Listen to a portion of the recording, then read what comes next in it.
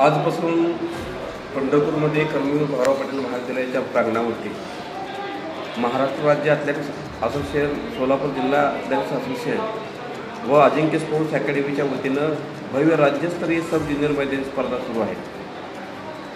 आता आज दुपारी 4 वाजता जिल्ह्याचे नेते आदरणीय प्रशांत मालक परिचारक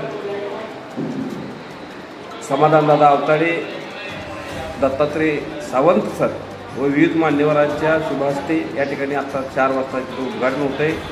राज्यभरातून जवळजवळ 1600 विद्यार्थी विविध गटामध्ये या ठिकाणी स्पर्धेमध्ये सहभागी झालेले आहेत। विद्यार्थी आणि पालक म्हणून जवळजवळ 4000 खेळाडू, पालक आणि क्रीडाप्रेमी असे 4000 लोकांची उपस्थिती आज मैदानावर आहे।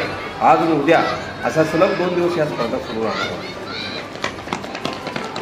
त्या स्पर्धा म्हणजे किती वयोगटापासून कितीपर्यंत? या स्पर्धा 8, 10, 12 आणि 14 अशा 4 गटामध्ये या स्पर्धा संपन्न होतात।